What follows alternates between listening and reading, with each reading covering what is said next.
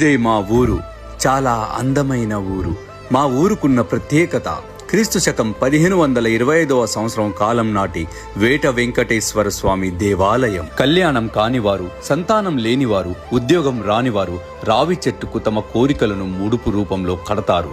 కోరికలు నెరవేరిన భక్తులు మేకపోతును బలిస్తారు. వెంకటేశ్వర స్వామికి యాటను బలివ్వడం ప్రపంచంలో ఎక్కడా లేదు. తిరుపతి వెంకటేశ్వర స్వామి వారు వేట మార్గమున వచ్చి ఇక్కడ కొలువుదీరుతాడు. ప్రతి సంవత్సరం దసరా తర్వాత వారం రోజుల పాటు బ్రహ్మోత్సవాలు జరుగుతాయి. ఇందులో భాగంగా గుడి ముందు ఉన్న పురాతన కాలం నాటి కోనేరులో శ్రీదేవి, భూదేవి, వెంకటేశ్వర స్వాముల వారి కళ్యాణం తరువాత తెప్పవాహనంలో జలకాలాడుతారు. దీన్నే తెప్పోత్సవం అంటారు.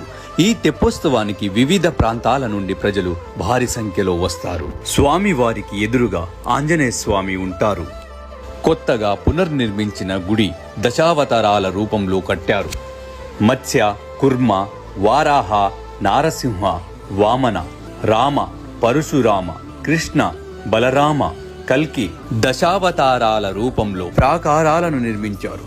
ఈ స్వామిని దర్శించుకున్న వారికి కొంగు బంగారమై నిలుస్తున్నాడు. మనం గుడి ప్రాంగణంలో ఉన్నప్పుడు పాజిటివ్ ఎనర్జీని ప్రత్యేకంగా ఫీల్ అవుతాం.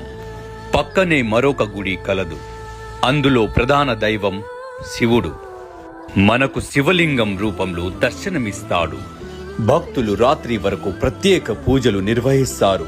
స్వామివారి ఆలయ ప్రాంగణంలో ఎక్కువసేపు గడపడానికి ఎంతో ఇష్టపడతారు. ఈ వీడియో మీకు నచ్చినట్లయితే లైక్ చేసి ఫాలో చేయగలరు.